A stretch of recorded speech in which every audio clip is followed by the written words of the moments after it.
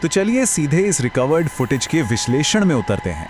आज हम एक पुराने यूनिवर्सिटी हॉस्टल के उस डिजिटल एविडेंस को फ्रेम बाय फ्रेम डाइसेक्ट करेंगे जो हाल ही में सामने आया है। ये कोई आम इन्वेस्टिगेशन नहीं है, हम एक ऐसी डार्क और क्लॉस्ट्रोफोबिक रात के सबूत देखने वाले हैं जो ऑडियो लॉग्स और फाउंड फुटेज के अंदर हमेशा के लिए कैद हो चुकी है। आइए उन सारे क्लूज को जोड़ने की कोशिश करते हैं जो इस भयानक हादसे के पीछे छिपे हैं। पहला वीडियो लोग देखते ही उस डरावने हॉलवे की टेंशन और घुटन महसूस होने लगती है।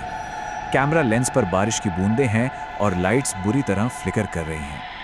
यहाँ 22 साल का एक नया स्टूडेंट एहसान इस तूफानी रात में अपना भारी सूटकेस खींचता हुआ उस क्लॉस्ट्रोफोबिक कॉरिडोर से गुजर रहा है। एक अजीब सा अकेलापन और एरी एटमॉस्फेयर पूरी फुटेज पर हावी है। अब इस क्लिप के बैकग्राउंड ऑडियो ट्रैक को जरा ध्यान से सुनिए। यहाँ हमें उस अजीब केयरटेकर की दी गई एक भयानक चेतावनी सुनाई देती है। उसने एक पुरानी जंग लगी हुई चाबी थमाते हुए बिल्कुल शांत और ठंडी आवाज में कहा, अगर आधी रात के बाद दरवाजे पर दस्तक सुनाई दे तो दरवाजा मत खोलना। ये कोई मामूली किस्सा नहीं था, बल्कि आने वाले खतरों का सबसे बड़ा और सबसे पुख्ता इशारा था। सिर्फ एक अकेला नंबर 9। ये सिंगल डिजिट उस छोटे धूल भरे कमरे की घुटन और आइसोलेशन दर्शाता है जिसका एहसान को अब अकेले सामना करना था। टूटा हुआ शीशा, सीलन भरी दीवारें, ये सारे विजुअल क्यूज बताते हैं कि उस जगह में अकेलापन कितनी गहराई तक बसा हुआ था। तो चलिए आगे बढ़ते हैं और डिजिटल लॉग के पहले मेन इवेंट को देखते हैं, the first midnight recording. In time stamps पर गौर कीजिए। ये timeline minute by minute progression दिखाती है। 11:57 पर अहसन अपने फोन पर स्क्रॉल कर रहा है। उस घुप अंधेरे कमरे में उसके फोन की झिलमिलाती हुई रोशनी ही आखिरी सहारा है। फिर ठीक 12 बजते ही ऑडियो लॉग में पहली दस्तक रिकॉर्ड होती है और उसके ठीक 1 मिनट बाद फर्श पर किसी चीज के खुरचने की भयानक आवाजें आना शुरू हो जाती हैं। दस्तक के तुरंत बाद फुटेज के ऑडियो चैनल में एक अजनबी थरथराती हुई धीमी फुसफुसाहट पकड़ी जाती है, मेरी मदद करो। सोचिए उस अंधेरे में ऐसी आवाज सुनकर क्या हालत होगी। ये सुनते ही एहसान को केयरटेकर की वो चेतावनी याद आती है और वो डर के मारे बिस्तर पर बुरी तरह सुन्न पड़ जाता है। टेंशन यहां से तेजी से बढ़ना शुरू होती है। अब स्पेशल हॉरर का एक बिल्कुल नया हिस्सा शुरू होता है। इस अनोमली का नाम है स्क्रैचिंग बीनीथ द बेड। इस क्लिप को अगर हम फ्रेम बाय फ्रेम ब्रेक करें तो फिजिकल फ्रेमिंग की दहशत समझ आती है। पहले आसान कांपते हुए अंधेरे में बेड के नीचे देखता है। दूसरा, उसके फोन की मोबाइल फ्लैशलाइट अचानक फ्लिकर करने लगती है। और तीसरा, ठीक उस झिलमिलाती फैल होती रोशनी के बीच बेड के नीचे छिपे किसी एंटिटी की एक आंख चमकती है, एक औरत की आंख। यह फ्लैशलाइट का स्ट्रोब इफेक्ट इस मोमेंट को पूरी तरह नाइटमेरिश बना देता है। और अगले ही पल आसान की चीख निकल जाती है। माइक का ऑडियो लेवल अचानक ड्रॉप होकर 0 पर आ जाता है। खुरचने की वो आवाज एकदम बंद हो जाती है और एक डरावना भारी सन्नाटा छा जाता है। पर हम सब जानते हैं कि ये झूठी शांति दरअसल किसी आने वाले बहुत बड़े तूफान का सिग्नल है। उस छोटे से कमरे की घुटन यहाँ अपने चरम पर है। यहाँ से रिकवर्ड टाइमलाइन अपने अगले और सबसे खतरनाक फेज में एंटर करती है, द सेकेंड मिडनाइट। यहाँ दोनों दोस्तों के बीच एक बहुत इंटरेस्टिंग कॉन्ट्रास्ट देखने को मिलता है। एहसान का बेस्ट फ्रेंड हमजा अब वहाँ आ चुका है। एहसान पूरी तरह दहशत में है। उसे यकीन है कि कमरे में कोई और भी मौजूद है, पर हमजा वो इसको पूरी तरह डिसमिस कर रहा है, हंस रहा है और कह रहा है कि ये सब सिर्फ हॉरर रील्स देखने का नतीजा है। खतरे को इस तरह नजरअंदाज करना उनकी सबसे फेटल गलती साबित होने वाली थी।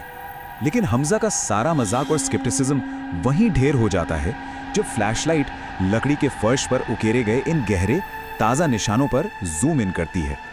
ये अनडिक्लाइनेबल फिजिकल एविडेंस थे, उन्हें झुटलाया नहीं जा सकता था।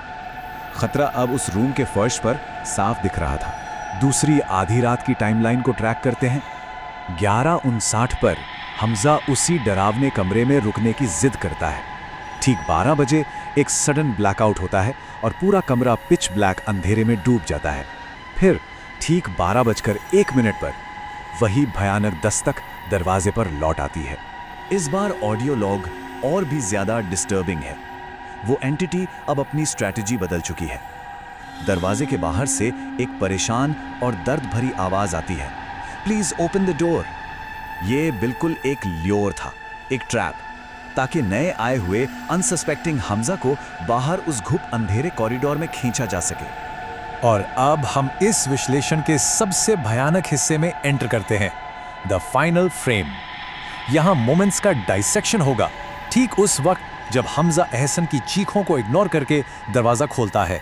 उस पिच डार्क हॉलवे में रिकॉर्ड हुई इन डिटेल्स को अगर हम क्लिनिकली देखें तो रोंगटे खड़े हो जाते हैं। हॉलवे के आखिर में एक पीली बेजान दिखने वाली औरत खड़ी है, पूरी तरह मोशनलेस। उसकी गर्दन एक अजीब एंगल पर झुकी हुई है और सबसे डरावनी डिटेल, उसके पैर पूरी तरह पीछे की तरफ मुड़े हुए हैं। ये विजुअल फोरेंसिक्स किसी भी ह्यूमन लॉजिक के पूरी तरह खिलाफ थे। फिर एक इम्पॉसिबल मूवमेंट कैप्चर होता है। एक फ्रैक्शन ऑफ अ सेकेंड में वो एंटिटी दूर हॉलवे से गायब होती है और बिना किसी फिजिकली पॉसिबल मूवमेंट के ठीक हमजा के पीछे प्रकट होती है। ये इम्पॉसिबल ग्लिच ठीक उससे पहले रिकॉर्ड होता है जब फुटेज अब्रप्टली कट होने लगती है। रिकॉर्डिंग के आखिरी फ्रेम्स किसी केओटिक सेंसरी ओवरलोड से कम नहीं। अचानक जोरदार स्मैश के साथ हॉलवे की बाकी लाइट्स फट जाती हैं। सिर्फ कांच टूटने की आवाज और एहसान की दर्दनाक चीख रिकॉर्ड होती है। इस वायलेंट ऑडिटरी क्लाइमैक्स के बाद फाइल करप्ट हो जाती है और डिजिटल एविडेंस हमेशा के लिए शांत पड़ जाता है। उस अंधेरे और दहशत से निकलकर अब हम अगली सुबह के ग्रिम सीन को एक्सप्लोर करते हैं, द आफ्टरमैथ। सुबह की इस पुलिस फुटेज में उस घुटन भरी रूम 9 की असली कीमत साफ दिखाई देती है। पुलिस हमजा के बेजान शव को बाहर निकाल रही है और एहसान गहरे सदमे में वही जमीन पर सुन बैठा है। ये बिल्कुल कंफर्म कर देता है कि केयरटेकर की वो वार्निंग कोई मजाक या आइसोलेटेड पैरानॉर्मल ग्लिच नहीं था, बल्कि एक डेड सीरियस फेटल रियलिटी थी। और यहीं पर पुलिस के सामने ऑडियो लॉग में उस पुराने केयरटेकर का सबसे चिलिंग एडमिशन रिकॉर्ड होता है। वो धीमी आवाज में कन्फेस करता है, हर साल ये कमरा किसी को निगल लेता है। इसका मतलब ये है कि ये कोई हाल ही की घटना नहीं थी, बल्कि एक ना रुकने वाला डार्क साइकिल है जो उस पुराने हॉस्टल में बरसों से चल रहा है। इस एविडेंस लॉग के बिल्कुल एंड में जब आहसान अपना सामान लेकर निकल रहा होता है तो एक आखिरी हॉरिफाइंग ऑडियो डिटेल कैच होती है। कमरे के अंदर से उसकी नाम की फुसफुसाहट फिर आती है, आहसान, और दरवाज़ा अपने आप एक क्रीकिंग साउंड के साथ धीरे से खुल जाता है। इसका सीधा सा मतलब है कि वो नाइटमेरिश एंटिटी किसी के जाने से मिटती नहीं है, वो अभी भी वही है। तो ये एक्सप्लेनर ख़त्म होते होते हमें बहुत बड़े सवालों के साथ छोड़ जाता है। आखिर उस क्लॉस्ट्रोफोबिक रूम 9 का ये अनजान एंटिटी, ये कीपर कौन है और उस अंधेरे कमरे के अगले नए रेजिडेंट का क्या अंजाम होगा? ये एक ऐसी अनसुलझी और काली सच्चाई है जो हमें सोचने पर मजबूर करती है कि खतरा गया नहीं है, बल्कि ठीक उस बंद दरवाजे के पीछे बस अपने नए शिकार का इंतजार कर रहा है।